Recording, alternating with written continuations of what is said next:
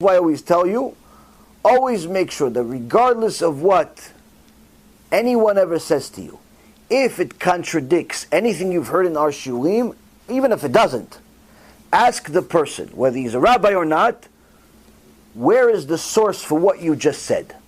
Where could I see what you said in a book? I believe you. I understand what you're smart, you're even good looking. Whatever you want. Fine. Can I see what you said, those words, in a book?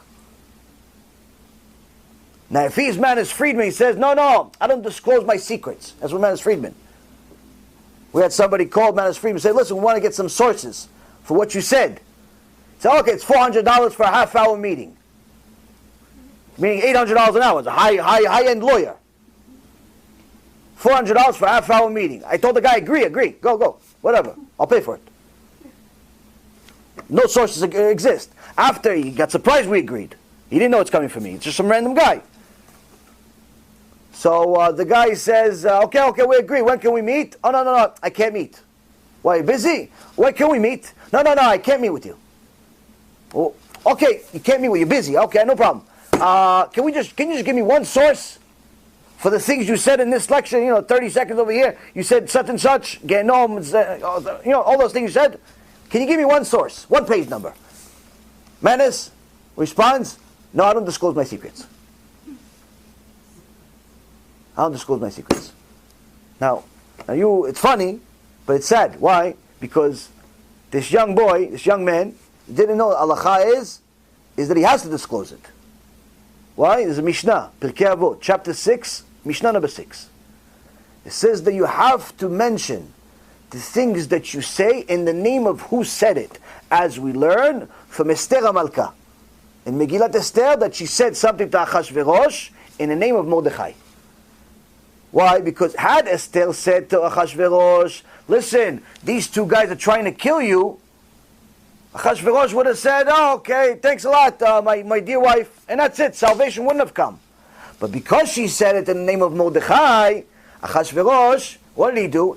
Oh, this Mordechai, let me write this in a book, so I remember this guy. I remember this guy in the book.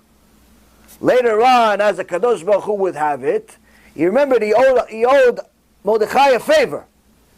He looked in his book, I didn't pay this guy the favor that I owe him, he saved my life. And that's how the salvation came. And from there the Chachamim learn that when you mention something from the source, from the place that you heard it, you bring the Mashiach. And when you don't, you delay the Mashiach. You delay the salvation. Such is the magnitude of mentioning something with a source. That's why you see all Talmidei Chachamim, when they mention things in the Shiurei Torah, they're constantly spitting out sources. It's not because they're trying to show off their wisdom, chas v'shalom. They're trying to fulfill a mitzvah from a Torah. So you know that you can find what I just said in a book, and you can track that book's source all the way to our oral Torah, all the way to our written Torah, all the way to Mount Sinai, Moshe Rabbeinu, HaKadosh Baruch Hu, Avraham, Yitzchak, and Yaakov, and so on and so forth, all the way to the beginning of time.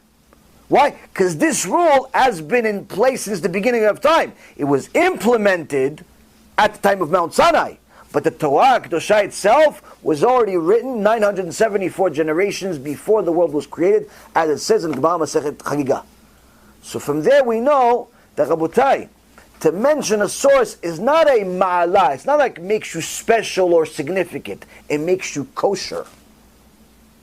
Like, if you went to a restaurant to go eat some kosher food, and the guy says to you, oh yeah, we're kosher. That's not a ma'ala. That's why I'm coming here. I want to eat kosher food. You have a stamp on your door, says kosher. You have a teudah, you have some certificate on the wall. Hopefully it's still valid that it's kosher. I'm not coming here because I like your food. I'm coming here because it's kosher. I happen to like your kosher food, but main reason I'm here is because it's kosher. Doesn't make you special.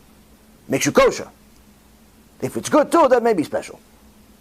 But the reality is, to mention a source doesn't make you special. It makes you a kosher person. When someone doesn't mention sources, it's a problem. It's a very big problem. Why? Because the audience is not able to decipher what is right, what is wrong, how could I double check this?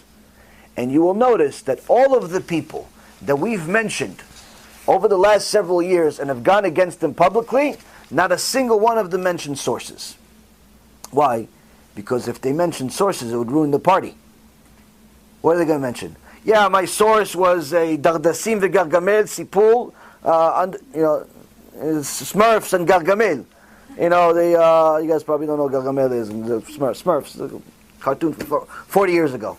Power Rangers. Source number 2, Power Rangers, episode 6. X-Men. They never die. Wolverine wins. That's the sources. Why? They don't have any sources.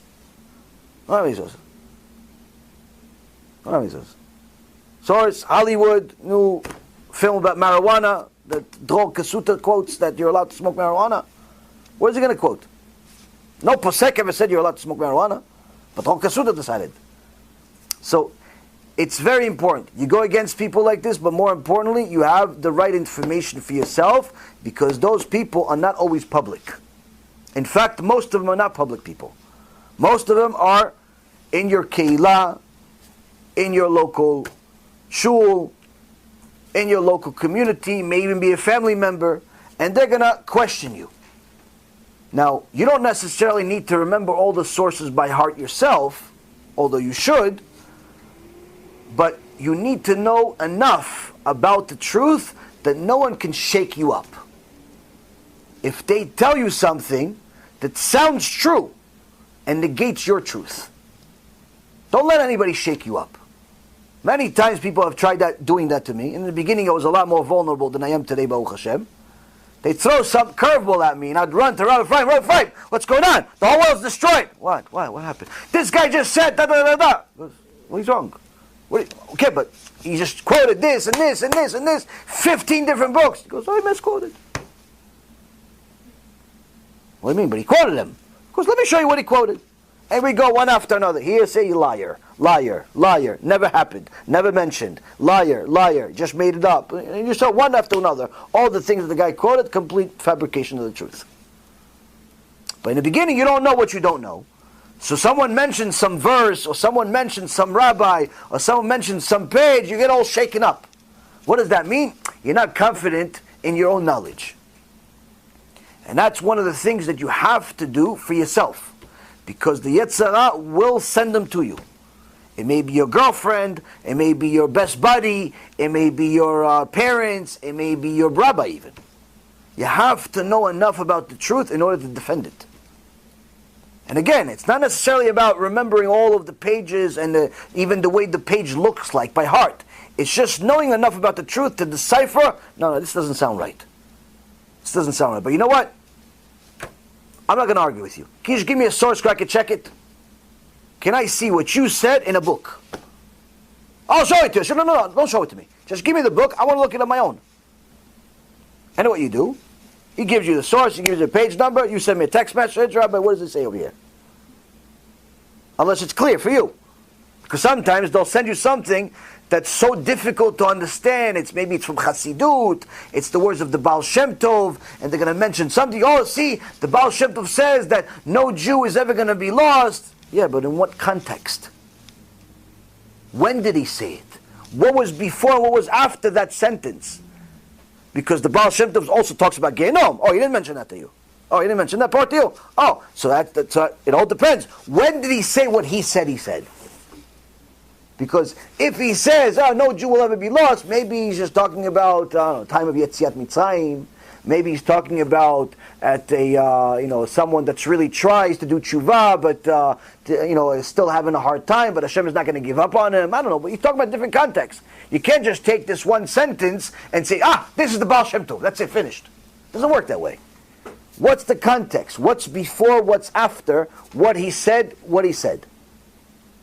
And if you don't know, you're going to get confused. So that's why it's important for you to get strong with your own understanding of what's right and wrong in Judaism.